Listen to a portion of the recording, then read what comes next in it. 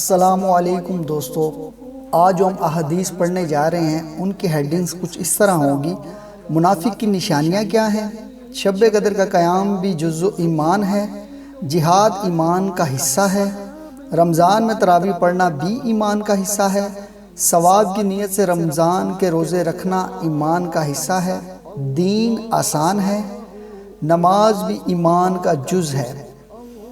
آخر میں ان دوستوں کے نام پیغام جو ہمارے چینل پہ نئے ہیں، پلیز ہمارے چینل کو سبسکرائب کریں، ویڈیو کو لائک کریں، ہو سکے تو ایک پازیٹیو کمنٹ کیا کریں۔ اگر آپ کو ویڈیو اچھی لگے تو اسے دوسروں کے ساتھ شیئر کریں، کیونکہ یہ ایک صدقہ جاریہ ہے، آپ بھی اس میں اپنا حصہ ضرور ڈالیں۔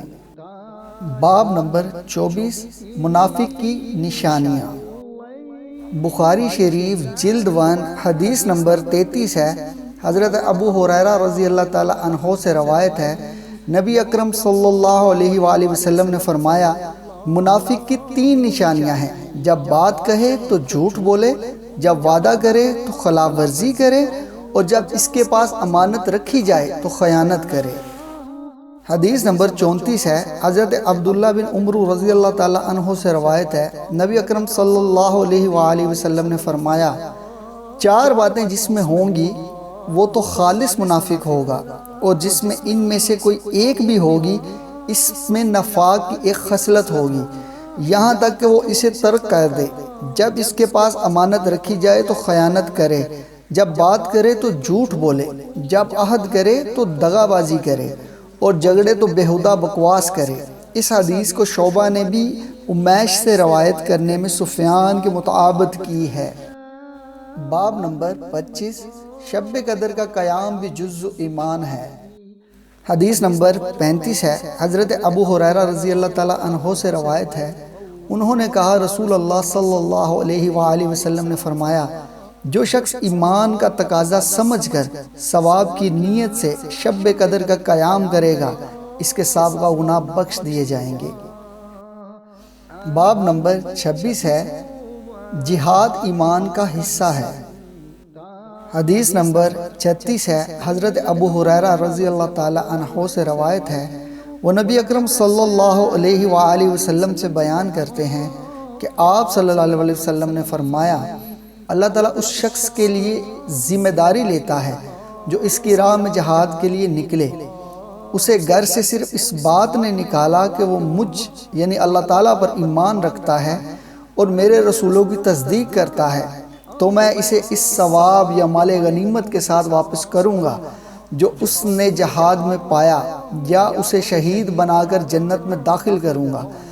اور اللہ کے رسول صلی اللہ علیہ وسلم نے فرمایا، اگر میں اپنی امت کے لیے یہ دشوار نہ سمجھتا تو کبھی چھوٹے سے چھوٹے لشکر سے بھی پیچھے نہ بیٹھ رہتا، اور میری یہ آرزو ہے کہ اللہ کی راہ میں مارا جاؤں، پھر زندہ کیا جاؤں، پھر مارا جاؤں، پھر زندہ کیا جاؤں، پھر مارا جاؤں۔ باب نمبر 27 ہے، رمضان میں تراویح پڑھنا بھی ایمان کا حصہ ہے۔ حدیث نمبر 37 ہے۔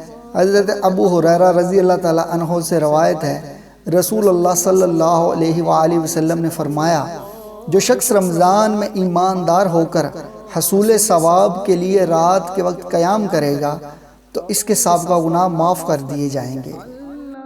باب نمبر 28 ہے، ثواب کی نیت سے رمضان کے روزے رکھنا ایمان کا حصہ ہے۔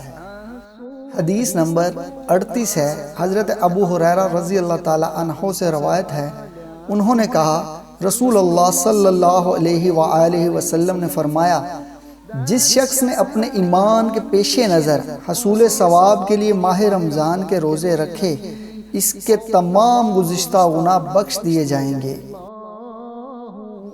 باب نمبر 29 ہے، دین آسان ہے۔ حدیث نمبر 39 ہے۔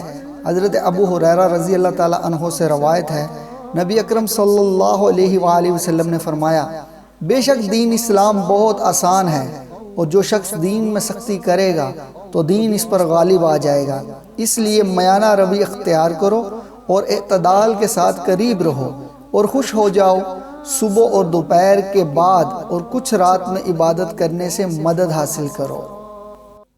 اس حدیث کا مطلب یہ ہے کہ ایک مسلمان کو راحت و سکون کے اوقات میں نہایت نشاط اور مستقل مزاجی سے فریضہ عبادت ادا کرنا چاہیے تاکہ اس کا عمل مستقل بنیادوں پر قائم رہے، کیونکہ تھوڑا سا عمل استقلال و ثبات سے کرنا اس عمل کثیر سے کہیں بڑھ کر ہے جس میں انقطاع آ جائے۔ نیز عزیمت اور رخصت دونوں چیزیں دین میں شامل ہیں۔ اسلام کا تقاضا ہے کہ دونوں پر عمل ہو، عزیمت کی حالت میں عزیمت پر عمل کیا جائے اور رخصت کے موقع پر اس سے فائدہ اٹھانا چاہیے۔ ہر موقع پر رخصت کی تلاش بے دینی ہے، جبکہ ہر وقت عزیمت کی تمنا بھی حد سے تجاوز ہے۔ ایسا کرنے میں ناکامی کا اندیشہ اور نامرادی کا خطرہ رہتا ہے۔ جیسا کہ پانی کے استعمال پر کوئی عذر مانع ہو تو تیمم کی اجازت ہے، ایسے موقع پر پانی کے استعمال پر اصرار کرنا دین میں تشدد ہے جسے اسلام نے پسند نہیں کیا۔ باب نمبر 30 ہے، نماز بھی ایمان کا جز ہے۔ حدیث نمبر 40 ہے، حضرت براء بن عازب رضی اللہ تعالیٰ عنہ سے روایت ہے کہ نبی اکرم صلی اللہ علیہ وآلہ وسلم جب ہجرت کر کے مدینہ تشریف لائے تو پہلے اپنے ددیال یا ننیال جو انصار سے تھے کہ ہاں اترے اور مدینے میں 16 سے یا 17 مہینے بیت المقدس کی طرف منہ کر کر نماز پڑھتے رہے۔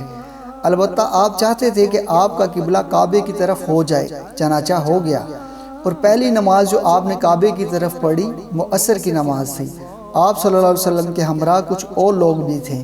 پھر ان میں سے ایک شخص نکلا اور کسی مسجد والوں کے پاس سے اس کا گزر ہوا۔ وہ بیت المقدس کی طرف منہ کیے ہوئے تھے رکوع کی حالت میں، تو اس نے کہا، میں اللہ کو گواہ بنا کر کہتا ہوں کہ میں نے رسول اللہ صلی اللہ علیہ وآلہ وسلم کے ہمراہ مکے کی طرف نماز پڑھی۔ یہ سنتے ہی وہ لوگ جس حالت میں تھے اسی حالت میں بیت اللہ کی طرف پھر گئے، اور جب آپ بیت المقدس کی طرف منہ کر کے نماز پڑھتے تھے تو یہودی اور دوسرے اہل کتاب نصارہ بہت خوش ہوتے تھے، لیکن جب آپ نے اپنا منہ بیت اللہ کی طرف پھیر لیا تو یہ انہیں بہت ناگوار گزرا۔ اسی حدیث میں زبیر راوی نے بواسطہ ابو اسحاق براء سے یہ بھی بیان کیا کہ تحویل قبلہ سے پہلے کچھ لوگ فوت اور شہید ہو چکے تھے۔ ان کے متعلق ہمیں معلوم نہ تھا کہ انہیں نمازوں کا ثواب ملے گا یا نہیں، تو اللہ تعالیٰ نے یہ آیت اتاری، ایسا نہیں ہے کہ اللہ تعالیٰ تمہارا ایمان نمازیں ضائع کر دے۔